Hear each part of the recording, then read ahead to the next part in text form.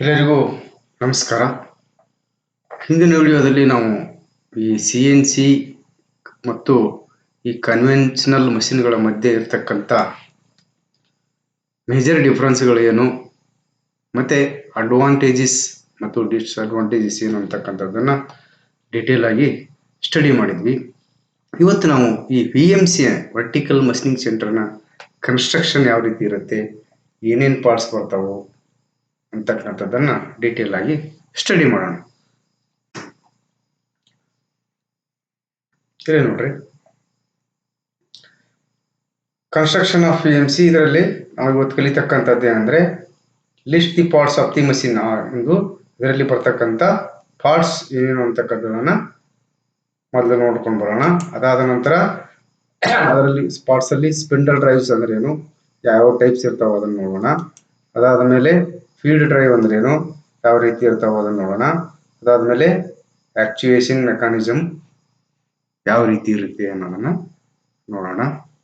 So ಇಲ್ಲಿ ಮೊದಲನೇದಾಗಿ ಇಲ್ಲಿ ನೋಡಿ, CNC VMC vertical machining centre ಯಾವ ರೀತಿ ಇರುತ್ತೆ ಅನ್ನೋದನ್ನ ಇಲ್ಲಿ ನೋಡಿ.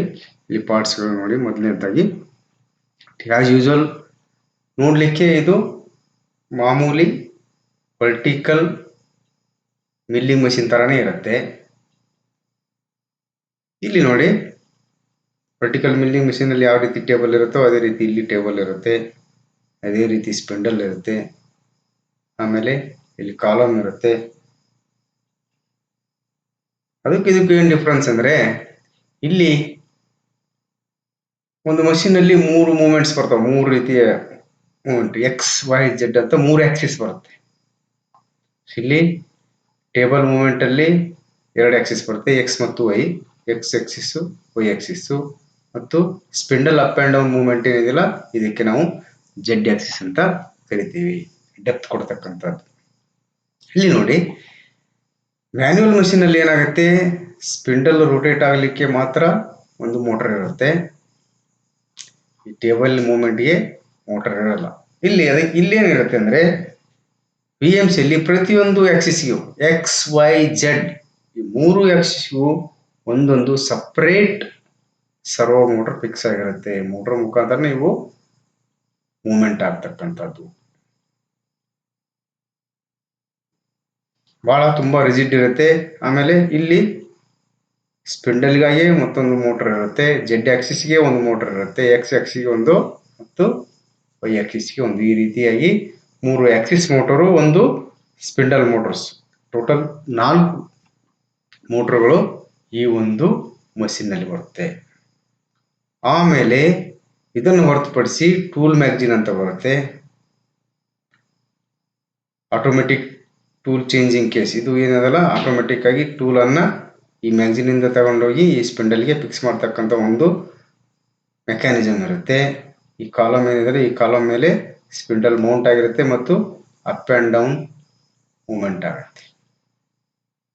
ಇದು construction of a vertical milling machining centre. ಇದು ಮಾಮೂಲಿ ಏನಿದೆಯಲ್ಲ ಅದೇ ತರ ಇರುತ್ತೆ, ಮತ್ತು ಇದಕ್ಕೊಂದು ಕಂಪ್ಯೂಟರ್ ಸೈಡ್ ಅಲ್ಲಿ ಕಂಪ್ಯೂಟರ್ ಬರುತ್ತೆ.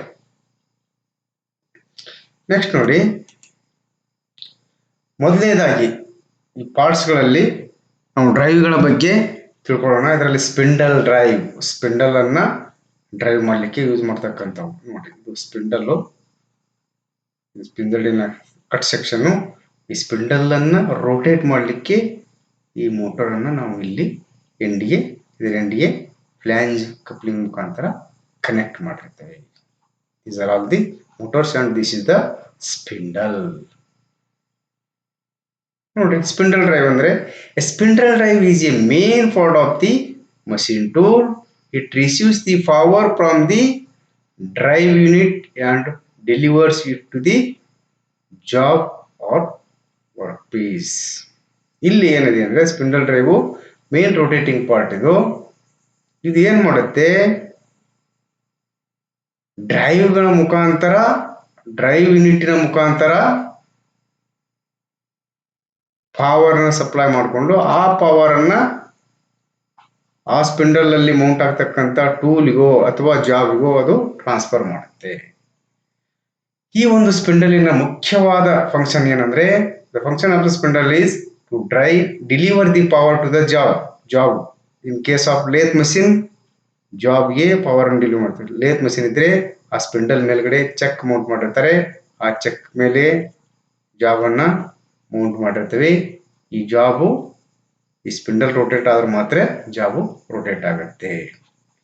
ಎರಡನೇದು to hold the hob or tool in case of hob, CNC hobbing machine ಇರ್ಬೋದು ಅಥವಾ CNC ಮಿಲ್ಲಿಂಗ್ ಮಷಿನ್. ಈ ಒಂದು ಮಷಿನ್ಗಳಲ್ಲಿ ಸ್ಪಿಂಡಲ್ ಎದಕ್ಕೆ ಯೂಸ್ ಆಗುತ್ತೆ ಅಂದ್ರೆ ಟೂಲ್ ಅನ್ನು ಹೋಲ್ಡ್ ಮಾಡ್ಲಿಕ್ಕೆ. ಇಲ್ಲಿದೆ ನೋಡಿ, ಇದು CNC ಮಷಿನಿಗೆ ಸಂಬಂಧಪಟ್ಟಿರ್ತಕ್ಕಂಥ ಸ್ಪಿಂಡಲ್ಲು. ಇಲ್ಲಿ ಟೂಲ್ ಅನ್ನ ಹೋಲ್ಡ್ ಮಾಡಲಿಕ್ಕೆ ಮತ್ತು ರೊಟೇಟ್ ಮಾಡಲಿಕ್ಕೆ ನಾವು ಸ್ಪಿಂಡಲ್ ಅನ್ನ ಯೂಸ್ ಮಾಡ್ತೀವಿ. ಮತ್ತೇನಪ್ಪ ಇದರ ಮುಖ್ಯವಾದ ಫಂಕ್ಷನ್ ಅಂದ್ರೆ centre the job or tool ಅನ್ನ ಅಥವಾ ಜಾಬ್ ಅನ್ನ ಆಕ್ಸಿಸ್ಗೆ ಸೆಂಟರ್ ಮಾಡ್ತಕ್ಕಂಥದ್ದು ಇದರ ಒಂದು function. The requirements of the spindle drive. ಸ್ಪಿಂಡಲ್ನ ರಿಕ್ವೈರ್ಮೆಂಟ್ಸ್ ಏನು, ಯಾವ ರೀತಿ ಇರಬೇಕು ಸ್ಪಿಂಡಲ್ ಅಂತಕ್ಕಂಥದ್ದು. ಮೊದಲೇದು ನೋಡಿ, the spindle should have the following characteristic. Spindle should have enough stiffness to minimise the torsional strain while rotating. Spindle rotate ಆಗ್ತಾ ಇರುತ್ತೆ. ಸ್ಪಿಂಡಲ್ ರೊಟೇಟ್ ಆಗ್ತಾ ಇರುವಾಗ ಆ ಸ್ಪಿಂಡಲ್ ಅಲ್ಲಿ ಜಾಬ್ ಆದ್ರೂ ಮೌಂಟ್ ಆಗಿರುತ್ತೆ ಅಥವಾ ಟೂಲ್ ಆದ್ರೂ ಮೌಂಟ್ ಆಗಿರುತ್ತೆ. ಇಲ್ಲಿ ನೋಡಿ, ಯಾವಾಗ ಕಟ್ಟಿಂಗ್ ಆಕ್ಷನ್ ಆಗ್ತಾ ಇರುತ್ತೋ ಆ ಒಂದು ಟೈಮ್ನಲ್ಲಿ ಅಲ್ಲಿ ಟೂಲ್ ಮೌಂಟ್ ಆಗಿದ್ರೆ ಟೂಲ್ ಮೇಲೆ ಟಾರ್ಷನಲ್ ಪವರ್ ಆಕ್ಟ್ ಆಗುತ್ತೆ, ಫೋರ್ಸು. ಅಕಸ್ಮಾತ್ ಅಲ್ಲಿ ಜಾಬ್ ಮೌಂಟ್ ಆಗಿದ್ರೆ ಅಲ್ಲಿ ಕೂಡ ಕಟ್ಟಿಂಗ್ ಆಕ್ಷನ್ ಇಂದ, ಯಾಕಂದ್ರೆ ಇದು ರೊಟೇಟ್ ಆಗ್ತಾ ಇರ್ತದೆ, ಟೂಲ್ ಫೀಡ್ ಆಗ್ತಾ ಇರುತ್ತೆ ಅಪೋಸಿಟ್ ಆಗಿ ಟೂಲ್ ಫೀಡ್ ಆಗಿ ಮಟ್ಟಲ್ ಅನ್ನ ರಿಮೂವ್ ಮಾಡ್ತಾ ಇರುತ್ತೆ. ಅವಾಗ ಟ್ವಿಸ್ಟಿಂಗ್ ಮೂಮೆಂಟ್ ಅಂದ್ರೆ ಟಾರ್ಕ್ ಅಲ್ಲಿ ಅಪ್ಲೈ ಆಗುತ್ತೆ. ಸೊ ಈ ಒಂದು ಟಾರ್ಕ್ ಅನ್ನ ವಿಥ್ಸ್ಟ್ಯಾಂಡ್ ಮಾಡಲಿಕ್ಕೆ ಸಖತ್ತಾಗಿ ಸ್ಟಿಫ್ ಆಗಿರ್ಬೇಕಾಗತ್ತೆ spindle. Next, spindle should be less in weight. So ಅದರ ವೇಟು ಬಹಳ ಕಡಿಮೆ ಇರಬೇಕು. ಮತ್ತೆ spindle should be located very nearer to the bearings to avoid overhang effect. ಇಲ್ಲಿ ಸ್ಪಿಂಡಲ್ ನೋಡಿ,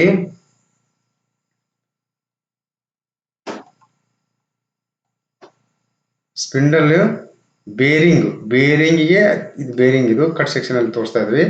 ಈ ಬೇರಿಂಗ್ ಅತ್ಯಂತ ಸಮೀಪದಲ್ಲಿ ಮೌಂಟ್ ಆಗಿರ್ಬೇಕು ಸ್ಪಿಂಡಲ್. ಅಕಸ್ಮಾತ್ ಇದೇನಾದ್ರೂ ದೂರ ಮೌಂಟ್ ಆಗಿದ್ರೆ ಏನಾಗುತ್ತೆ, ವೈಬ್ರೇಷನ್ ಬರ್ಲಿಕ್ಕೆ ಸ್ಟಾರ್ಟ್ ಆಗುತ್ತೆ. ಏನಾಗುತ್ತೆ, ಸ್ಪಿಂಡಲ್ ಇರುತ್ತೆ, ಸ್ಪಿಂಡಲ್ ಪಕ್ಕನೇ ಬೇರಿಂಗ್ ಅಲ್ಲೇ ಸ್ಪಿಂಡಲ್ ಕೂತಿರ್ಬೇಕು. ಈ ಸ್ಪಿಂಡಲ್ ಇಷ್ಟು ಉದ್ದ ಇದ್ದು ಹೊರಗೆ ಇಲ್ಲಿ ಬೇರಿಂಗ್ ಇತ್ತಂದ್ರೆ ಇದು ಓವರ್ಹ್ಯಾಂಗ್ ಆಗುತ್ತೆ, ಮುಂದ್ಗಡೆ ಓವರ್ಹ್ಯಾಂಗ್ ಆಗಿ ರನ್ಔಟ್ ಬರುತ್ತೆ, ವೈಬ್ರೇಷನ್ ಬರುತ್ತೆ. ಆ ವೈಬ್ರೇಷನ್ ಬಂದಾಗ ಏನಾಗುತ್ತೆ, ಜಾಬ್ ಮೇಲೆ ಚಾಟ್ರಿಂಗ್ ಮಾರ್ಕ್ಸ್ ಬರುತ್ತೆ ಮತ್ತು ಕರೆಕ್ಟ್ ಡೈಮೆನ್ಷನ್ಸ್ ಬರಲ್ಲ, ರನ್ಔಟ್ಸು ಮತ್ತೆ ಕ್ವಾಲಿಟಿ ಬರೋದಿಲ್ಲ. ಇವೆಲ್ಲ ಪ್ರಾಬ್ಲಮ್ಮು ಬರ್ತಾವೆ.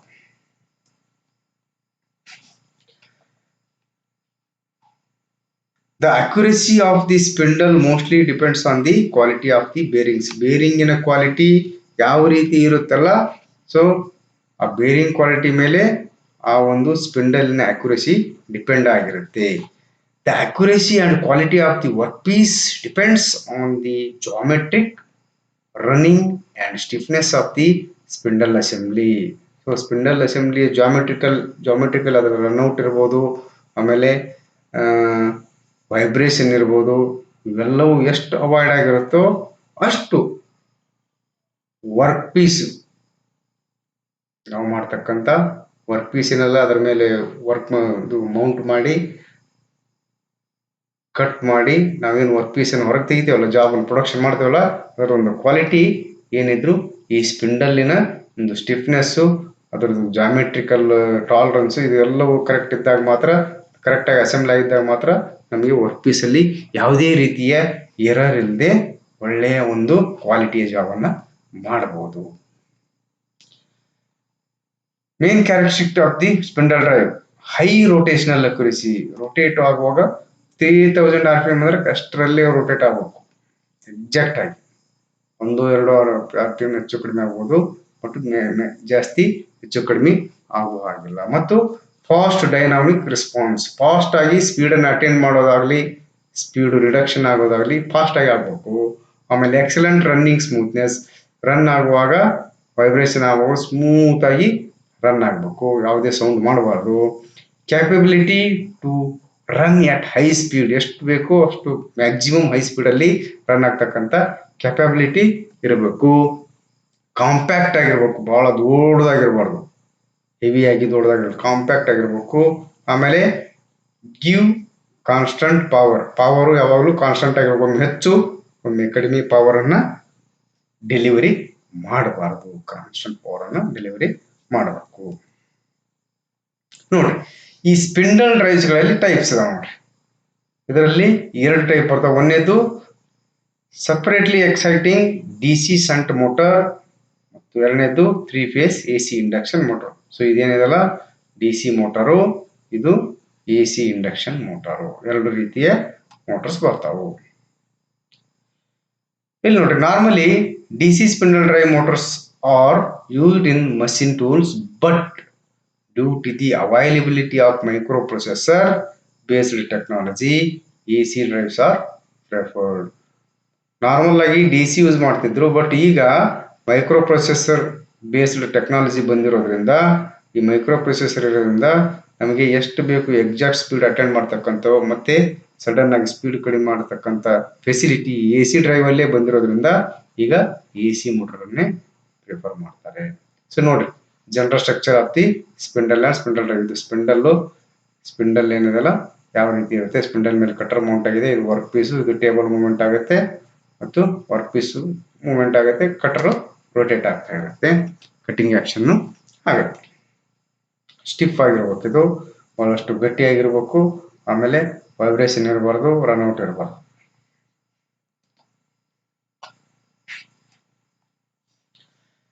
ಸ್ಪಿಂಡಲ್ ಡ್ರೈವ್ ಆದ್ಮೇಲೆ ಫೀಡ್ ಡ್ರೈವ್. ಸ್ಪಿಂಡಲ್ ಡ್ರೈವ್ ಅದಕ್ಕೆ ಯೂಸ್ ಮಾಡ್ತೇವೆ, ನಾವು ಸ್ಪಿಂಡಲ್ ಅನ್ನ ರೊಟೇಟ್ ಮಾಡ್ಲಿಕ್ಕೆ ಯೂಸ್ ಮಾಡ್ತೀವಿ.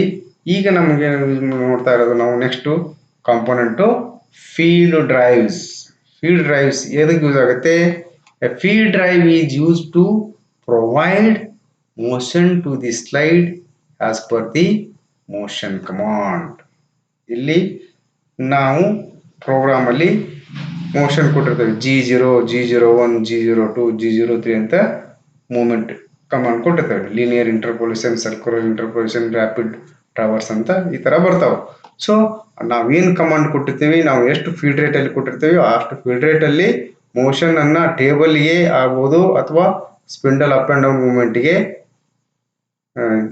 ಮೂವ್ಮೆಂಟ್ಗೆ ಮೋಷನ್ ಅನ್ನ ಕೊಡ್ಲಿಕ್ಕೆ ನಾವು ಫೀಡ್ ಡ್ರೈವ್ಸ್ ಗಳನ್ನು ಯೂಸ್ ಮಾಡ್ತೇವೆ. ಇಲ್ಲಿ ಮ್ಯಾನ್ಯುವಲ್ ಮಷೀನ್ ಅಲ್ಲಿ ಆದ್ರೆ ಏನ್ ಮಾಡ್ತೀವಿ, ಮ್ಯಾನ್ಯುವಲ್ ಮಷೀನ್ ಅಲ್ಲಿ ಇದರಲ್ಲಿ ಹೇಳ್ದಂಗೆ ಹೋದ ವಿಡಿಯೋದಲ್ಲಿ ನಾವು ಹ್ಯಾಂಡ್ ವೀಲ್ ಅನ್ನು ಯೂಸ್ ಮಾಡಿ ಟೇಬಲ್ ಅನ್ನ ರೊಟೇಟ್ ಮಾಡೋದು, ಫ್ರಂಟ್ ಟು ಬ್ಯಾಕು, ಮೇಲೆ ಕೆಳಗೆ ನೋಡೋದನ್ನು ಮಾಡ್ತೇವೆ. ಬಟ್ ಇಲ್ಲಿ ಆ ರೀತಿ ಆಗಲ್ಲ. ಪ್ರತಿಯೊಂದು ಎಕ್ಸ್ ಆಕ್ಸಿಸ್ ಒಂದು ಮೋಟರ್ ಇರುತ್ತೆ. ಇಲ್ಲಿ ನೋಡಿ, ಇಲ್ಲಿ ಮೋಟರ್ ಇದೆ. ಫೀಡ್ ಡ್ರೈವ್ಸ್ ಕಾಮನ್ ಆಗಿ ಯಾವ ರೀತಿ ಬರ್ತಾವ ಅಂತಕ್ಕಂಥದ್ದು ಒಂದು ಔಟ್ಲೈನ್ಸ್ ಇದು ನೋಡಿ. ಇಲ್ಲಿ ನೋಡಿ, ಇಲ್ಲಿ ಮೋಟರ್ ಇರುತ್ತೆ. ಈ ಮೋಟರ್ಗೆ ಏನಾಗುತ್ತೆ, MCU ದಿಂದ ಮಷಿನ್ ಕಂಟ್ರೋಲ್ ಯೂನಿಟ್ಲಿಂದ ಎಲೆಕ್ಟ್ರಿಕಲ್ ಸಪ್ಲೈ ಆಗುತ್ತೆ. ಸಪ್ಲೈ ಆದಾಗ ಇದು ಎಷ್ಟು ಸಪ್ಲೈ ಆಗುತ್ತೆ ಅದು ಇದ್ರ ಮೇಲೆ ರೊಟೇಟ್ ಆಗುತ್ತೆ. ಇದಕ್ಕೆ ಏನು ಕನೆಕ್ಟ್ ಮಾಡಿರ್ತಾರೆ, ಒಂದು ಬಾಲ್ ಸ್ಕ್ರೂ ಅನ್ನ ಕನೆಕ್ಟ್ ಮಾಡಿರ್ತಾರೆ. ಮೋಟರ್ ರೋಟೇಟ್ ಆದಾಗ ಆ ಬಾಲ್ ಸ್ಕ್ರೂ ಕೂಡ ರೋಟೇಟ್ ಆಗುತ್ತೆ. ಈ ಬಾಲ್ ಸ್ಕ್ರೂಗೆ ಒಂದು ಬಾಲ್ ಸ್ಕ್ರೂ ನಟ್ ಕನೆಕ್ಟ್ ಆಗಿರುತ್ತೆ. ಇಲ್ಲಿ ನೋಡ್ರಿ, ಈ ಬಾಲ್ ಸ್ಕ್ರೂ ಅನ್ನ ಇದ್ರ ಕಡೆ ಫಿಕ್ಸ್ ಇರುತ್ತೆ. ಇದು ಈ ಬಾಲ್ ಸ್ಕ್ರೂ ಏನಿದೆಲ್ಲ ಓನ್ಲಿ ರೋಟೇಟ್ ಆಗುತ್ತೆ, ಆದ್ರೆ ಇದು ಹಿಂದೆ ಮುಂದೆ ಮೂವ್ಮೆಂಟ್ ಆಗಲ್ಲ. ಯಾಕಂದ್ರೆ ಇಲ್ಲಿ ಮೋಟರ್ ಫಿಕ್ಸ್ ಇದೆ, ಈ ಕಡೆ ಒಂದು ಎಂಡು, ಈ ಕಡೆ ಬಾಲ್ ಸ್ಕ್ರೂ ಎಂಡು ಈ ಕಡೆ ಫಿಕ್ಸ್ ಆಗಿದೆ. ಇದು ಆ ಕಡೆ ಈ ಕಡೆ ಸರಿದಾಡಂಗಿಲ್ಲ, ಓನ್ಲಿ ರೋಟೇಟ್ ಆಗ್ತಾ ಇರುತ್ತೆ. ಸೊ ಇದು ರೋಟೇಟ್ ಆದಾಗ ಒಂದು ಬೋಲ್ಟ್ ಇದೆ, ಒಂದು ನಟ್ ಇದೆ.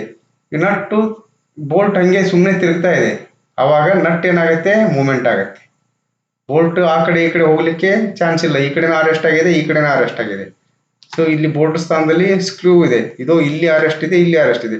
ಅವಾಗ ಇದು ರೋಟೇಟ್ ಆದಾಗ ಸ್ಕ್ರೂ ಈ ನಟ್ ಆಟೋಮೆಟಿಕ್ಲಾಗಿ ಮೂವ್ಮೆಂಟ್ ಆಗುತ್ತೆ, ಈ ರೀತಿ ಮೂವ್ಮೆಂಟ್ ಆಗುತ್ತೆ. ಸೊ ಈ ನಟ್ ಮೂವ್ಮೆಂಟ್ ಆಗಿ ಈ ನಟ್ಟಿಗೆ ವರ್ಕ್ ಟೇಬಲ್ ಅಟ್ಯಾಚ್ ಆಗಿರುತ್ತೆ. ಸೊ ಈ ವರ್ಕ್ ಟೇಬಲ್ ಅಟ್ಯಾಚ್ ಆದಾಗ ಈ ವರ್ಕ್ ಟೇಬಲ್ ಏನಿದೆ ಅಲ್ಲ, ನಟ್ ಮೂವ್ಮೆಂಟ್ ಆದಾಗ ಆಟೋಮೆಟಿಕ್ಲಿ ವರ್ಕ್ ಟೇಬಲ್ ಮೂವ್ ಆಗುತ್ತೆ. ಇದಕ್ಕೆ ನಾವು ಫೀಲ್ಡ್ ಡ್ರೈವ್ ಅಂತ ಹೇಳ್ತೀವಿ. ಫೀಲ್ಡ್ ಅನ್ನ ಡ್ರೈವ್ ಮಾಡ್ತಕ್ಕಂಥದ್ದು.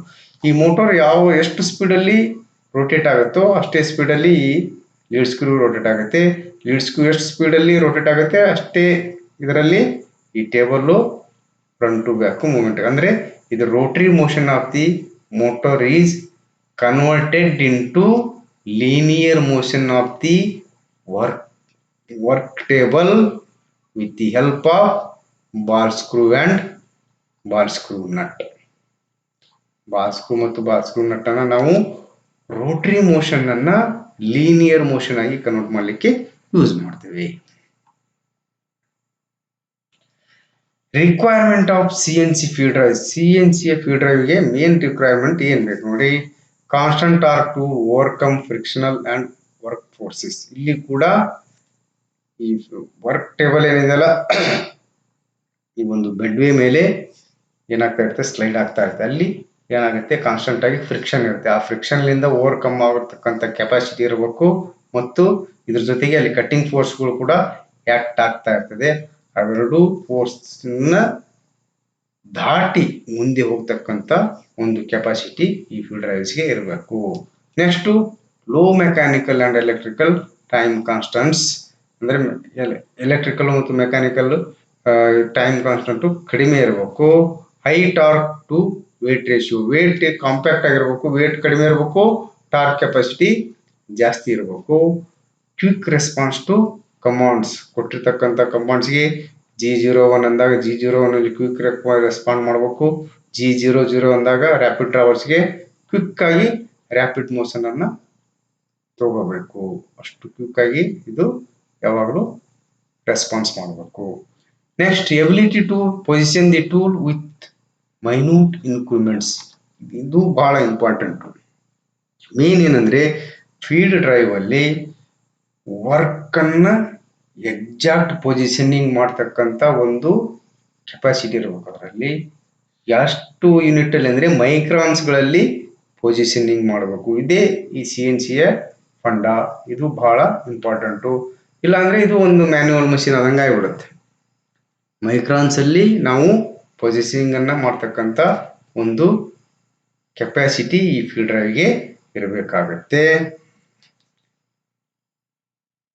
ಇಲ್ಲಿ ಫೀಲ್ಡ್ ಡ್ರೈವ್ಸ್ ಅಲ್ಲಿ ಏನೇನು ಎಷ್ಟು ಟೈಪ್ಸ್ ಬರ್ತಾವ ಅನ್ನೋದನ್ನ ನೋಡಿ. ಒಂದೇದ್ದು AC servo motor, DC servo motor, DC servo ಮೋಟರ್ಗಳಲ್ಲಿ ಬ್ರಷ್ಲೆಸ್ ಒಂದು ಬರ್ತದೆ, ವಿತ್ ಬ್ರಷ್ ಅಂತ ಬರುತ್ತೆ.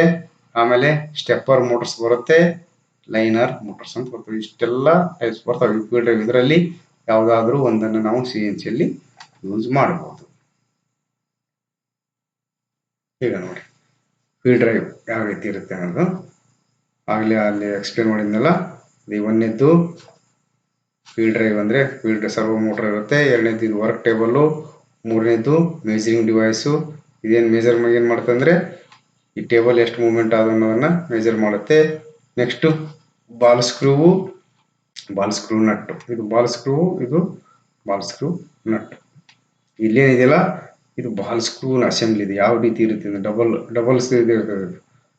Ball screw with play double nut ಇರ್ತಕ್ಕಂಥ ಬಾಲ್ ಸ್ಕ್ರೂ. ಇದು ಬಾಲ್ ಸ್ಕ್ರೂ ನಟ್ಟು, ಇದು ಬಾಲ್ ಸ್ಕ್ರೂ, ಇದು ಡಬಲ್ ನಟ್. ಇದೊಂದು ನಟ್ಟು, ಇದೊಂದು ನಟ್ಟು. ಅದು ತೋರಿಸ್ತೇನೆ ಮುಂದೆ ಹೆಂಗೆ ಇದಾಗುತ್ತೆ. ಈಗ AC servo motors. So field ಡ್ರೈವ್ಲಿ ಮ್ಯಾಕ್ಸಿಮಮ್ ಆಗಿ ಯೂಸ್ ಮಾಡ್ತಕ್ಕಂಥ, ಮೋಸ್ಟ್ ಕಾಮನ್ ಆಗಿ ಯೂಸ್ ಮಾಡ್ತಕ್ಕಂಥದ್ದು AC servo motor. At present, most of the AC servo motors are of two-phase squirrel cage induction type and are used for low power application. Recently, three-phase induction motors are modified for high power servo system. ಇಲ್ಲಿ 2-phase servo motor ಬಂದವು ಮತ್ತು 3-phase ಕೂಡ ಇರ್ತಾವೆ. DC servo motor. This type of motor are mostly used in CNC machines where the start and stop must be made quickly and accurately. ಎಲ್ಲಿ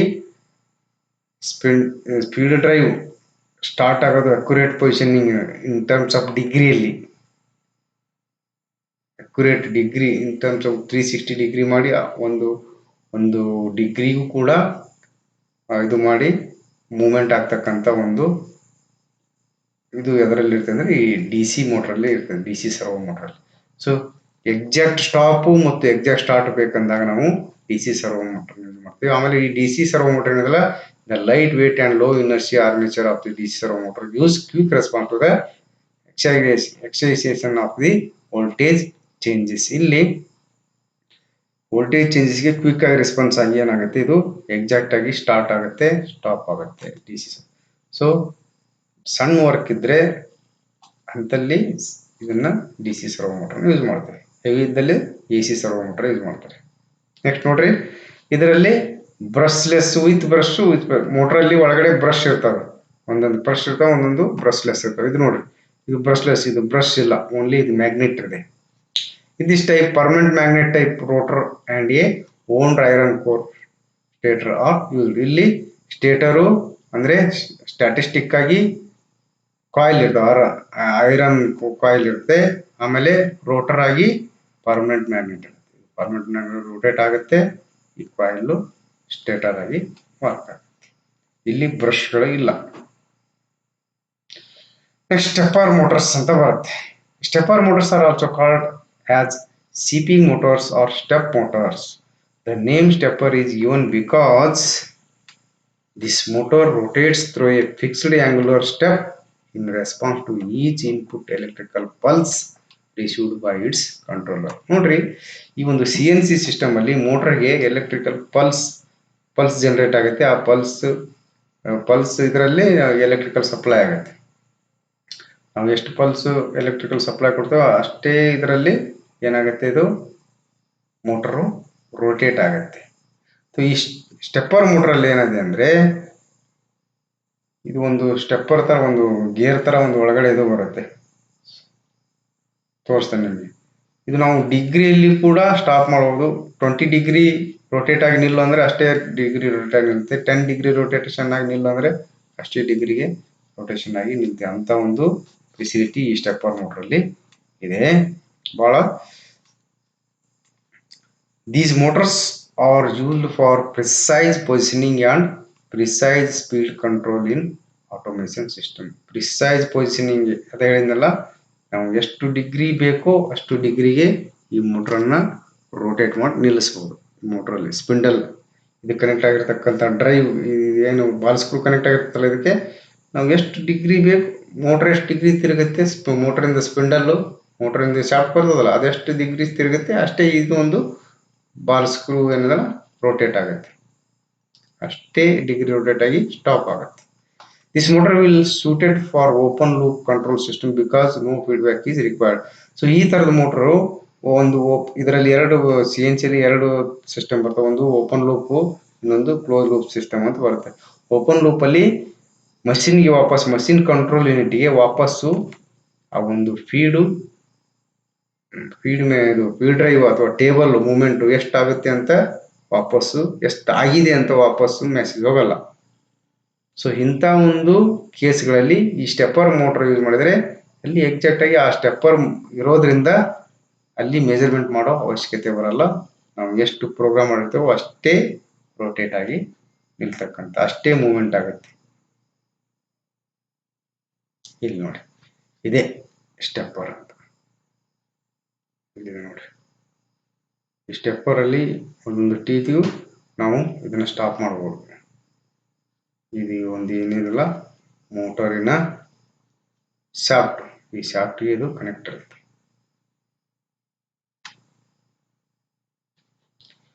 ಇಲ್ಲಿ ನೋಡ್ರಿ, brush motor, brushless motor ಅಂದಲ್ಲ, ಇದು brush ಇಲ್ಲದೆ ಇರೋದು. ಇದು ಪರ್ಮನೆಂಟ್ ಮ್ಯಾಗ್ನೆಟ್ ಕಾಯಿಲ್ ಇರುತ್ತೆ. ಇದರಲ್ಲಿ ಪರ್ಮನೆಂಟ್ ಮ್ಯಾಗ್ನೆಟ್ ಇರುತ್ತೆ.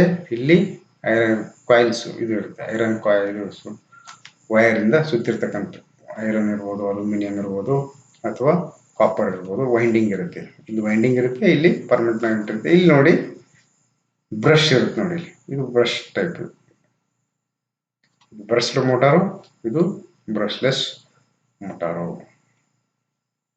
ಇಲ್ಲಿ ಹೀಟ್ ಜನರೇಟ್ ಆಗುತ್ತೆ ಜಾಸ್ತಿ, ಇಲ್ಲಿ ಹೀಟು ಜನರೇಟ್ ಆಗಲ್ಲ. ಯಾಕಂದ್ರೆ ಇಲ್ಲಿ ಬ್ರಷ್ ಇದಕ್ಕೆ ರಬ್ ಆಗ್ತಾ ಇರುತ್ತೆ, ಇಲ್ಲಿ ರಬ್ ಆಗ್ತಕ್ಕಂಥ ಯಾವುದೇ ಐಟಮ್ಸ್ ಇಲ್ಲ.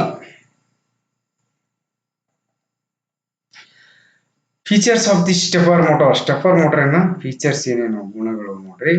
The unique feature of the stepper motor is that its output shaft rotates in a series of discrete angular intervals or steps, that is, one step being taken each time a electrical pulse is received.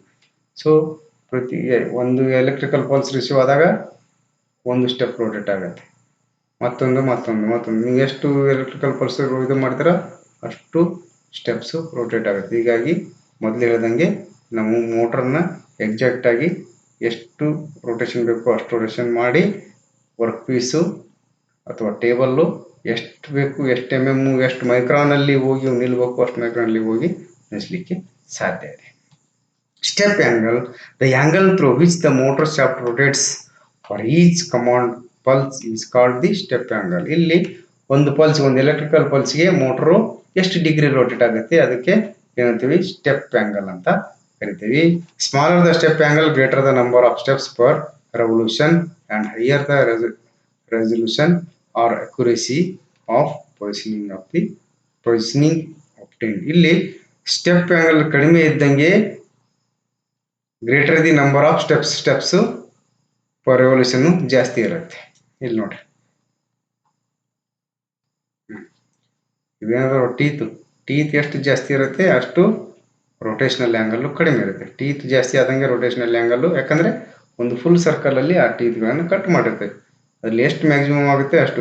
Suppose ಅದು 360 ಇದ್ದರೆ 1 degree, 720 ಇದ್ದರೆ ಒಂದು ಟೀತ್ಗೆ 1/2 ಡಿಗ್ರಿಯಲ್ಲಿ ಕೂಡ ನಾವು rotate ಮಾಡಿ ನಿಲ್ಲಿಸ್ಬೋದು. ಅಷ್ಟೊಂದು ಇದರಲ್ಲಿ ಕಂಟ್ರೋಲ್ ಮಾಡ್ಬೋದು ನಾವು ರೊಟೇಷನನ್ನು. ಸೊ ಈಗ ನಾವು ಸ್ಪಿಂಡಲ್ ಡ್ರೈವ್ ನೋಡಿದ್ವಿ, ಫೀಲ್ಡ್ ಡ್ರೈವ್ ನೋಡಿದ್ವಿ. ಈಗ ಫೀಲ್ಡ್ ಡ್ರೈವಲ್ಲಿ ಮೋಟರ್ಸ್ ಯೂಸ್ ಮಾಡ್ತೇವೆ. ಆ ಮೋಟ್ರಲಿಂದ ಬರ್ತಕ್ಕಂಥ ಫೀಲ್ಡ್ ಡ್ರೈವಲ್ಲಿ ಏನು ಮಾಡ್ತೇವೆ, ಮೋಟರ್ಸನ್ನು ಯೂಸ್ ಮಾಡ್ತೇವೆ, ಸರ್ವೋ ಮೋಟರ್ಸ್. ಸೊ ಆ ಮೋಟರಿಂದ ಬರ್ತಕ್ಕಂಥ ರೋಟರಿ ಮೋಷನನ್ನು ಲೀನಿಯರ್ ಮೋಷನ್ ಆಗಿ ಕನ್ವರ್ಟ್ ಮಾಡಲಿಕ್ಕೆ ನಾವು ಆಕ್ಚುಯೇಟಿಂಗ್ ಮೆಕ್ಯಾನಿಸಮ್ ಯೂಸ್ ಮಾಡಬೇಕಾಗುತ್ತೆ. ಇದಕ್ಕೆ ನಾವೇನು ಹೇಳ್ತೀವಿ, ಆಕ್ಚುಯೇಟಿಂಗ್ ಮೆಕ್ಯಾನಿಸಮ್ ಅಂತ ಹೇಳ್ತೀವಿ. ಇದೇನು ಮಾಡುತ್ತೆ, Rotary motion of the motor is converted into reciprocating motion of the table or spindle head. ಅದಕ್ಕೆ ರೋಟರಿ ಮೋಷನ್ ಅನ್ನ ರೆಸಿಪ್ರೋಕೇಟಿಂಗ್ ಮೋಷನ್ ಆಗಿ ಕನ್ವರ್ಟ್ ಮಾಡಲಿಕ್ಕೆ ನಾವು ಈ ಒಂದು ಆಕ್ಚುಯೇಟಿಂಗ್ ಮೆಕ್ಯಾನಿಸಮ್ ಅನ್ನ ಯೂಸ್ ಮಾಡ್ತೀವಿ. ನೋಡ್ರಿ ಏನಿದೆ, actuation system are use to convert the rotational movement into transverse movement. ಈ ರೀತಿ ಇರುತ್ತೆ ನೋಡ್ರಿ. ಇಲ್ಲಿ ಮೋಟರ್ ಏನಿದೆ ರೊಟೇಟ್ ಆಗ್ತಾ ಇರುತ್ತೆ. ಈ ರೊಟೇಷನಲ್ ಪವರ್ ಏನಾಗುತ್ತೆ, ಈ ಲೀಡ್ ಸ್ಕ್ರೂ ಏನದಲ್ಲ ಬಾಲ್ ಸ್ಕ್ರೂ ಇದಕ್ಕೆ ಸಪ್ಲೈ ಆಗುತ್ತೆ, ಇದು ಕೂಡ ರೊಟೇಟ್ ಆಗುತ್ತೆ. ಇದು ಈ ನಟ್ಟಿನ ಮುಖಾಂತರ, ಇದು ನಟ್ ಕನೆಕ್ಟ್ ಆಗಿರೋದ್ರಿಂದ ಈ Rotary motion of the motor is converted into linear motion of the screw is. ಇದು ನಟ್ಟು, ಈ ನಟ್ಟಿಗೆ ಏನಾಗುತ್ತೆ, ಟೇಬಲ್ಲು ಅಥವಾ ಸ್ಪಿಂಡಲ್ ಕನೆಕ್ಟ್ ಆಗಿರ್ತಾವೆ. ಅವಾಗ ಏನಾಗುತ್ತೆ, ಅದು ರೋಟರಿ ಮೋಷನ್ನು ಪ್ರತಿಯೊಂದು ಆಕ್ಸಿಸ್, ಎಕ್ಸ್ ಆಕ್ಸಿಸ್ಗೆ, ವೈ ಆಕ್ಸಿಸ್ಗೆ, ಜೆಡ್ ಆಕ್ಸಿಸ್ಗೆ ಈ ರೀತಿ ಆಕ್ಚುಯೇಟಿಂಗ್ ಸಿಸ್ಟಮ್ ಇರುತ್ತೆ. ಇಲ್ಲಿ ರೋಟರಿ ಮೋಷನ್ನು ಈ ರೀತಿಯಾಗಿ ಲೀನಿಯರ್ ಮೋಷನ್ ಆಗಿ ಅಥವಾ ಟ್ರಾನ್ಸ್ವರ್ಸ್ ಮೋಷನ್ ಆಗಿ ಕನ್ವರ್ಟ್ ಆಗುತ್ತೆ.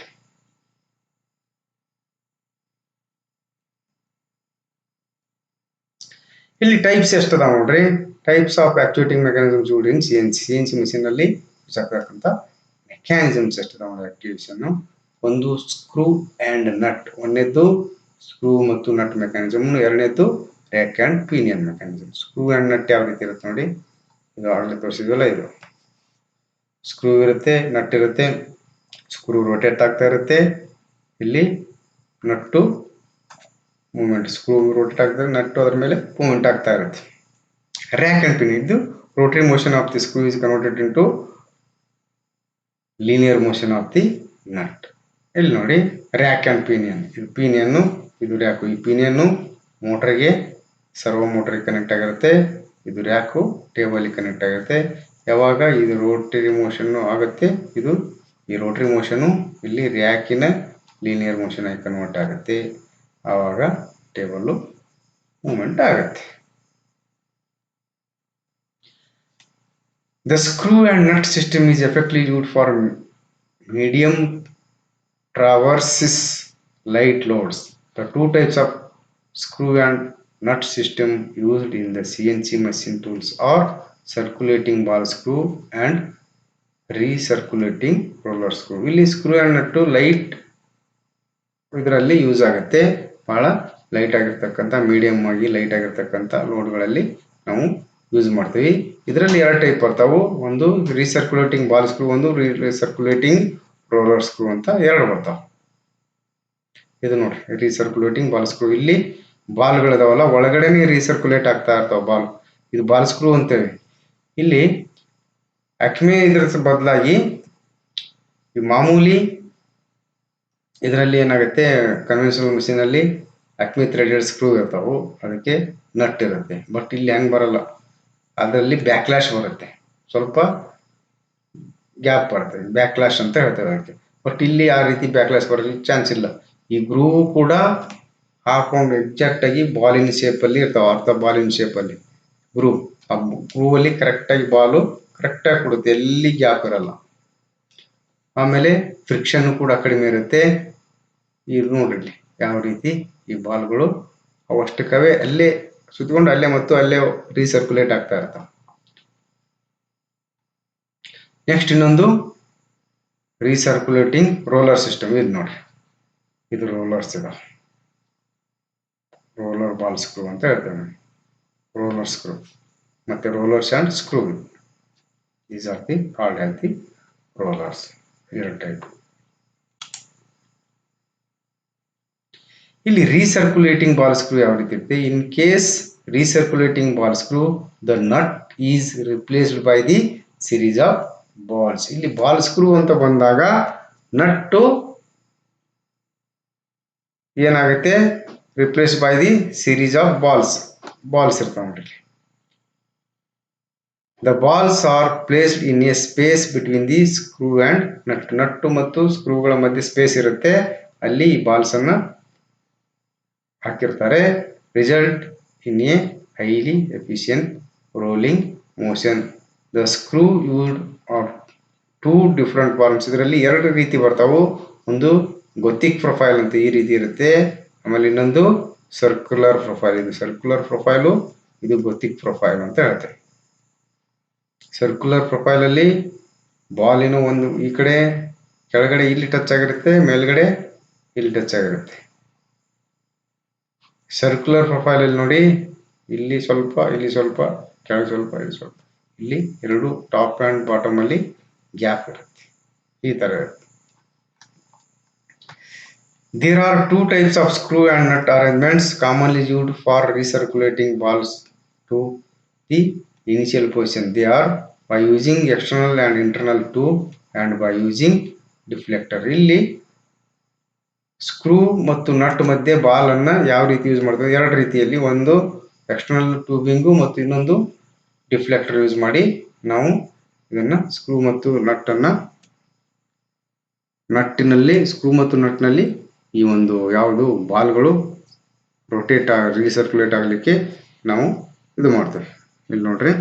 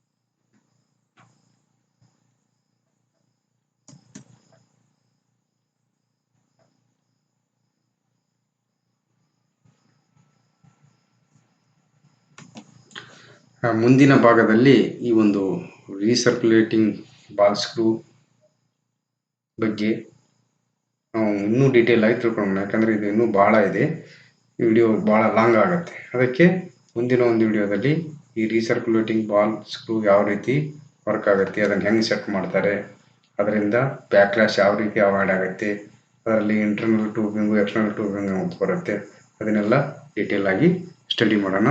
ಸೊ ಇವತ್ತು ಇಲ್ಲಿಗೆ ನಾವು ಏನು ಮಾಡೋಣ, ಸ್ಟಾಪ್ ಮಾಡೋಣ. ಇವತ್ತು ಏನೇನು ತಿಳ್ಕೊಂಡ್ವಿ ಅಂದರೆ, ಇಲ್ಲಿ ನೋಡ್ರಿ ಒಂದು ಕಡೆಯಿಂದ